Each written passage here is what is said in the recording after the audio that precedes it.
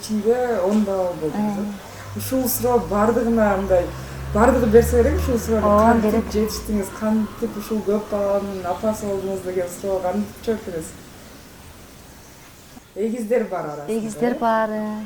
Эң улуусу канча жашта? 23 жашта. 23 жашта. Эң кичүүсү? 8 айлык.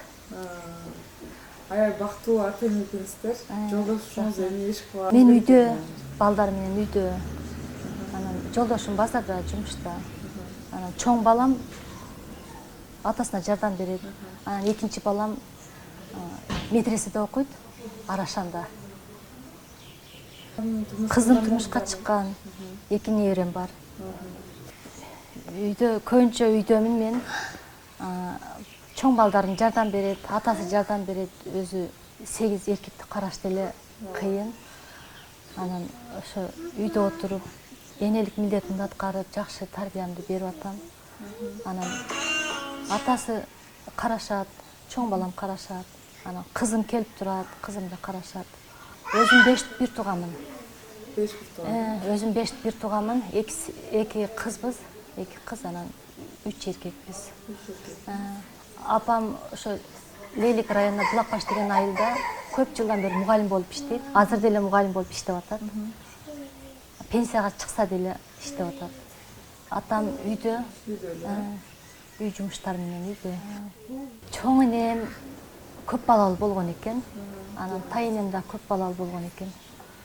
Ондон ашык. Жанагы мать героиня деген жанагы сыйлыктарды алгансызбы? Ооба, алгам. 2016-жылы Первомайский райондон эң жаш баатыр эне болуп мен барганмын. Президент Алмазбек Атамбаев куттуктаган ошо жылы. Ошондо 7 балалуу элем. Анан кийин анан 2 жылдан кийин анан эгиздерди төрөгөм. Анан былтыры кызымды төрөгөм. Эң улуусу анан эң кичүүсү кыз демек. Ооба, эң улуусу 23 жашта кызым. Анан эң кичинекей 8 айлык кыз. Ортодо 8 эркек. Эгиз балдарым жаңы эле садиктен келди. Анан ушулар жасап келиптир азыр. Мына экөөсү 25-и, 05-и, 21-и деп турат. Жаңы эле экөөнү көтөрүп келиптир. Бул сүрөттө Суреже аркылуу барып калдым. Эгиздерди чакырган үчүн ошо медалды берди. Анжелика куттуктаган, апасы куттуктаган. Ошондогу сүрөт бул.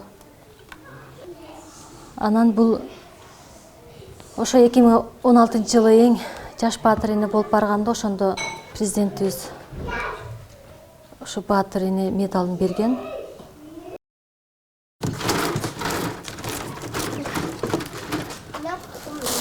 Бияка айда, бияка айда. Үйдө бош убагыбызда балдары менен ушинтип бөтөнөлөрдү карайбыз. Булар жумуртка берет. Былтыртан бери эле карайбыз бул бөтөнөлөрдү. Былтыры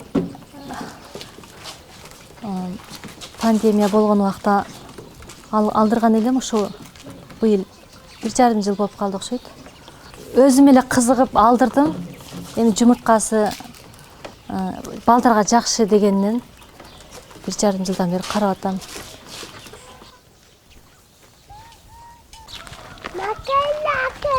Эме эшикти ачтан сыртка чыгарайык. О, тарелкасын алып кел. Кел. Чыгар барды буну, чыгар. Кел, алып кел. Чыгар. Бош убагыбызда тоокторду карайбыз. Тоокторго жем беребиз, бергиле.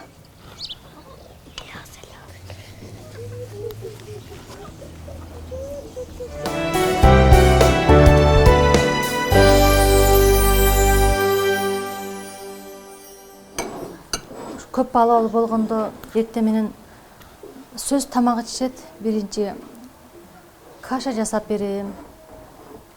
Анан саат 9-да 8-де каша жасап берем. Анан кашаны жеп алышып, анан бир күндө 2 мал тамак жасайм.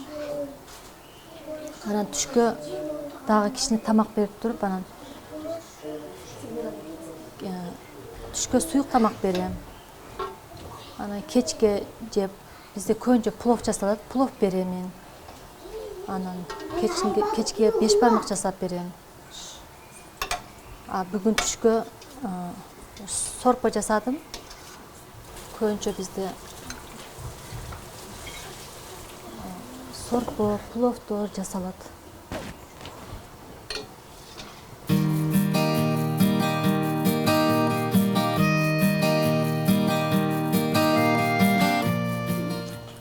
Бир 1996 жылдары мектепти бүткөм. Анан жолдошум башка айылдан, мен өзүм башка айылдан болом. Ошо жылдары эле таанышып калып, анан 1997 жылдары анан үйлөнүп калганбыз. Ата-энеси, анан менин ата-энем тааныш болгон.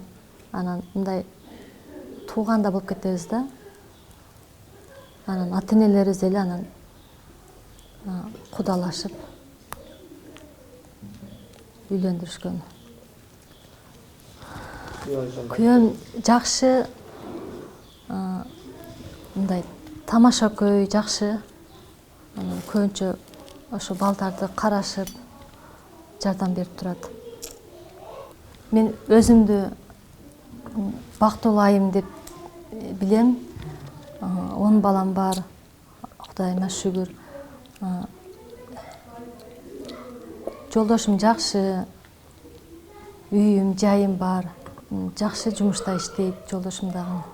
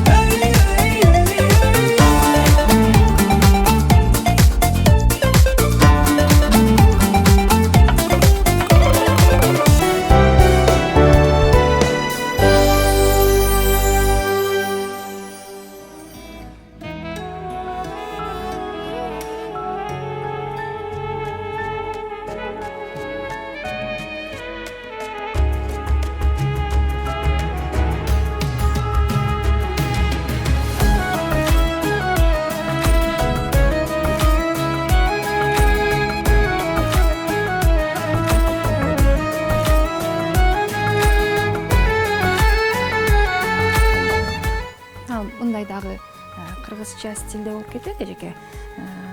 Шлейф менен ичинде ак апакай көйнөгү бар. Ушундай жилетка дагы бар сиздин размериңизде. Эгер жакса, муну дагы кийип көрөлү. Өзүңүзгө кайсыл жагат?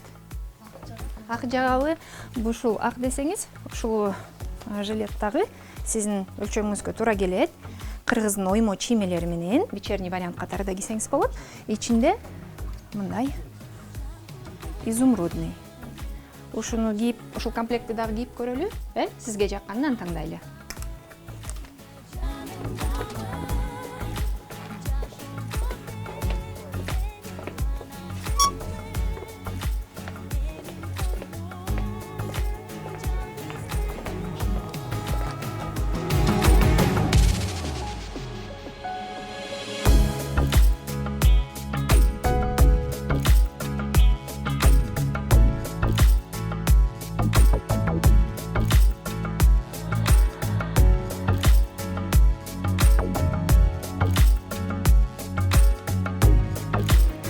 Менин жанымда өзгөчө айым, өзгөчө бактылуу айым, өзгөчө бактылуу апа турган мезгили. Бактылуу айым аталышында Кыргызстанда мына ушул бүгүн атырыбыздын презентациясы болгон турат. Ушул биздин реалити долбоорубуздун атын атайын койдук. Бактылуу айым бара жатканда дагы бактылуу сезимдерди башкаларга калтыра кетиш керек. Жагымдуу жыт эгерде бирөөгө калтырып кетсе дагы ошол адамга мынтип суктануу менен карайт экенбиз. Кийингенибиз тыккан болуш керек экен, өзүбүздүн алып жүргөнүбүз дагы башкаларга үлгү болуш керек экен. Анда биз кечеге даяр болуп калдык. Мен мынакей ушул көнүктү кымбат Эрнисова эжекебиздин дизайнердик коллекциясынан алып кийип атам. Сизге дагы сонун көнүктү биз тандап койгонбуз. Суулаганыбызды жаңы эле биз бардыгын тартып, төкпөй, чачпай көрүүчүлөргө көрсөтүп кеттик. Лика Beauty бардын визажисттерине өзгөчө Маликага ыраазычылык билдиребиз. Аябай сонун, көп боёнгон деле жок экенсиз, болгону гана бир тон бериптир жүзүңүзгө. Анан кечеде бүгүн коноктор абдан көп болот, эч ким билбейт. Бүгүн бактылуу айымдын чыныгы каарманы бар экенин. Сиздин жаныңыздагы турган кээ бир айымдар бирден дагы, экиден дагы балалуу боло электери бар. Сиздин курагыңызга дагы аябай таң калышат болуш керек, анткени жаш көрүнөт экенсиз аябай. Венера айымдын баардыгыбызга белгилүү болгондой эле 10 баласы бар. 8 уул жана 2 кызы.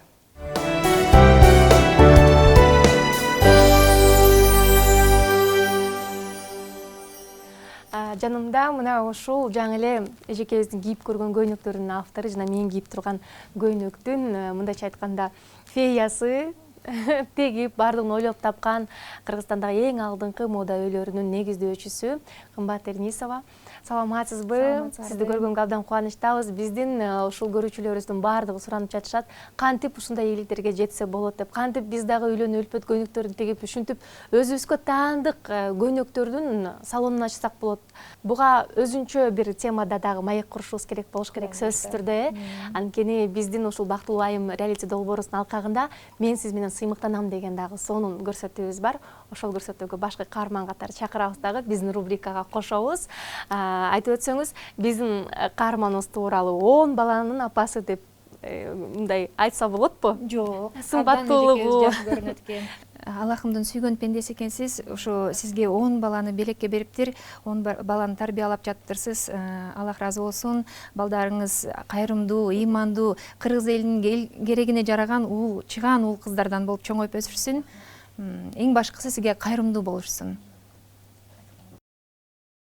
Өзгөчө эксклюзивдүү көрсөтүүбүз бүгүн 25 май 2021 жыл. Тарыхта калчу бир майрамдык кечебиздин эң башкы аталышы болуп жаткандыктан бактылуу айымдын айымы жүзү катары Венера эжебизди биз бүгүн тандап алганбыз. Бардык эжекебиздин эмоциялары, өзгөчө бир атмосферага түшкөнү жана кооз кийинип, чоң салтанаттуу жерге киргенин анда музыканын колдоосу менен көрөлүк. Дал ушул бактылуу айым реалити долбоорунда мен эң жакшы гана айымдар менен таанышып, жана андан кийин эже сиңдилик мамилебизди куруп келебиз. Биздин буга чейинки 3 жыл мурунку көрсөтүүдө бир апабызга дагы, өзгөчө наристеси бар апабызга жакшы жардамын берген болчу. Алыскы Ош шаарында дагы эжекебизге чейин жардам бергенге бел байлап, мына ушундай жакшы жыйынтыктарды көрсөткөн. Бүгүн биздин башкы каарманыбыз Венера эжекебизди дагы биз менен тааныштырганга себепкер болуп аткан Сүрия эжебиз. Сүрия эженин 15 жылдан берки эгиз ээмдерге бере турган сыйлык бир сонун фонду бар. Бул мааракени биздин кийинки көрсөтүүбүздө көрсөңүздөр болот. Анда эмесе сиз дагы белек ала келген экенсиз, сизге сөз берелик. Урматтуу коноктор, бүгүн бул биздин Анжеликанын бактылуу айым долбоорундагы дайыма биргелешип иштеп келе жатабыз. Сурия кайрымдуулук фондунун мүчөсү, биздин Венера деген сиңдибиз, өзү Баткендин Лейлик районунан болот. Анан 8 уул 2 кыздын энеси. 42 жашта. Кара суп-сулуу болуп, жап-жаш болуп, 18 жашта болуп турат. Ушуга мен Сурия кайрымдуулук фондтарынан кыргыздын нукура мындай өз колу менен жасалган кулак сөкө. Мындай кулак сөкө. Анан клончик менен алып келдим, белек кылып. Сизге тапшырып коюп уруксат этиңиздер, бактылуу. Долбоордон эстелик кылып кыздарыңызга да катып койсоңуз болот экен. Рахмат, чоң рахмат.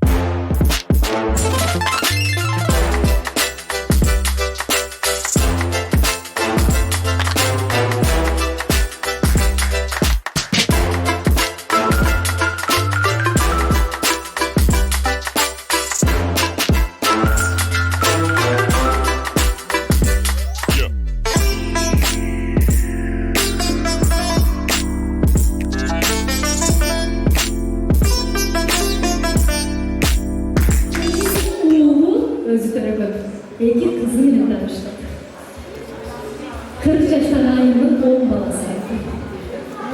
Көргіңізді келетті бұл әлемде.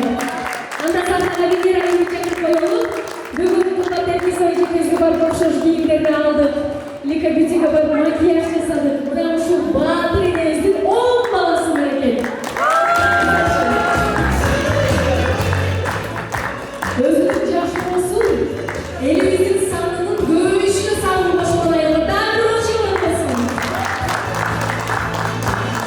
Биздин ушул бекер айыбыбыз жакында эле биздин Роза желесиндагы орден тапшыруу азетинде Сурия фондунда мүчө экенин билип, анан кулакыма ишенген жокмун өзүмдү.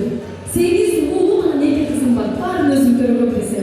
Канча жашта сөзсүз болсун. Бүгүнкү күн жөнүндө кичине 40 жашта экен. 40 жашта экен. Кичине айтып кетсеңиз, бүгүнкү күндө негизи ушундай маареке, жактыруу, кандай атмосфера болду, эмнени күттүңүз эле?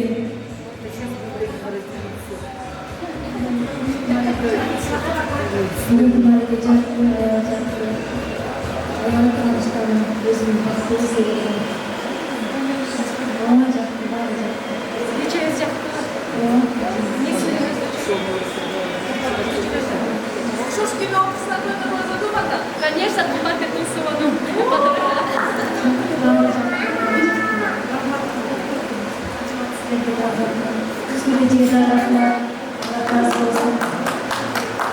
Biz bir mındak düşüp koyuyoruz sürekli azre. Kucağımızda nariste jana büyük bolsun.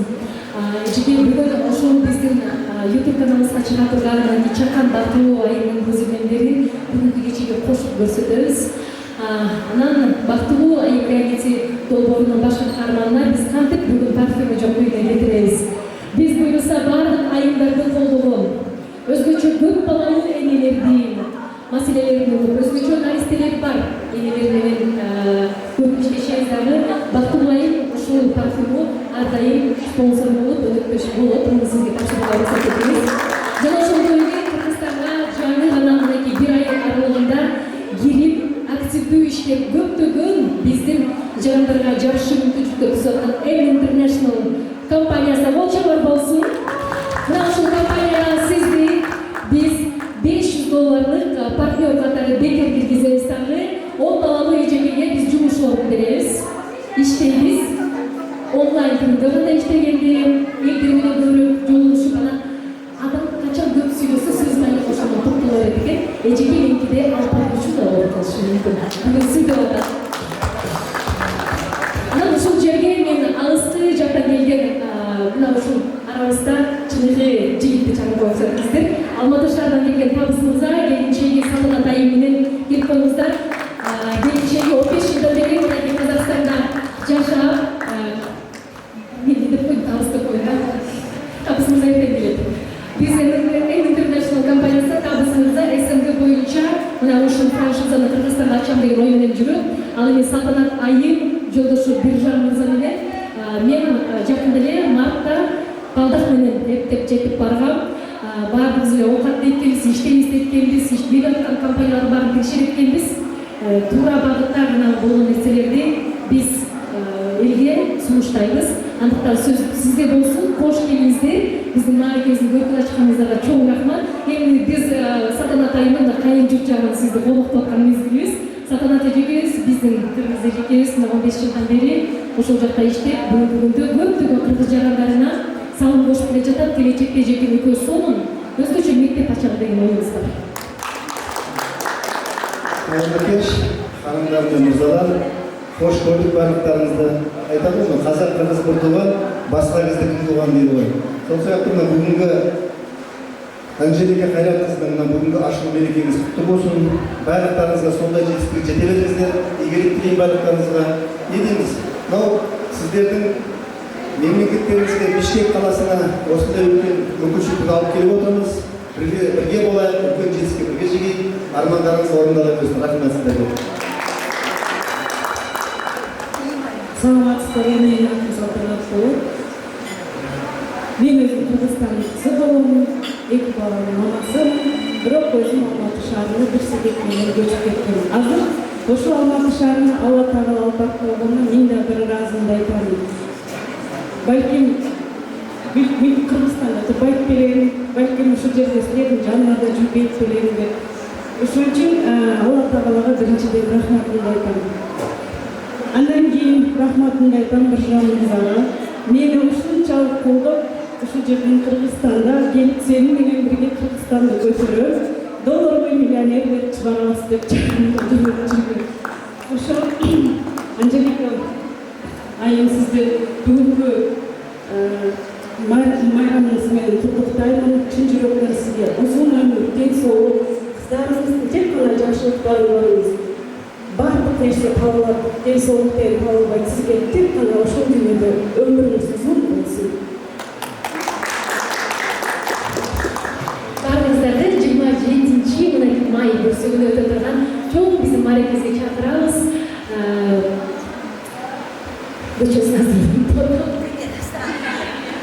Премьер рестораны Мурулду Тагайби деп айтсам түшүнүктүү болот болуш керек. Анан Сүрөй эжекебизге дагы сөз берип коелук. Биз Бактылуу айынан көп айымдар менен тааныштык. Биздин бул жердеги мына байкадыңыздар, келген инсандардын баардыгы кайрымдуулукка жакын инсандар. Ар бириңиздер менен мен ушул кайрымдуулук иштерин жасап турмун. Ар бириңиздер менен мен бир гана жакшы нерселерге сиздерге бир себепкер болуп жол көрсөтүп барган экен, жана сиздер колдогон экенсиздер. Эжекем дагы Бактылуу айында оштогу менин каарманыма жардам берген, жаман эгиз ийгиликтерди төлөгөндөргө орден берилген, төшбек берилет. Рахмат, Анжелика, урматтуу апалар, кыздар, коноктор, баарыбызден бүгүн жүз болуп калды. Ошо духиди бизге абдан жакты, биз алдык дегендей. Эмне дейт мен Анжелика атынан?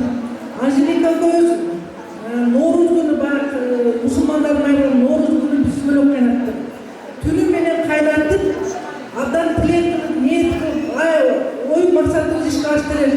Мына ошондон бери бүткүрөм элдин батасы дейт, Анжеликанын иши алдыга чыгып баратат. Бул дагы иш ошол түшкөн сүбөлөккө түшкөн мекиндик, тала гүл, роза гүлдөр түшкөн ошол мезгилде. Алма деген жашы түшкөн. Чакырайсыңарбы, Анжелика эл үчүн кызмат кылганы баарыбыз билип турат. Ден соолук чын болсун. Сен деген кыргызстанган сулуу кыздарынансың. Дайыма сенде болгон кыздар сенен үлгү алсын. Ден соолугуң чын болсун. Ушундай бүгүнкү тухиде болуп жыттанып, эл үчүн кызмат кылат. Бар бол. Биз болсо бар деген отурмараачылык билдиребиз, ишибиз уланат. Бактылуу айым реалити долбоору мындан ары менин жеке YouTube каналымда гана көрсөтүп, өзгөчө тагдырдагы өзгөчө бактылуу айымдарды көрсөтмөкчү. Görüşmek üzere.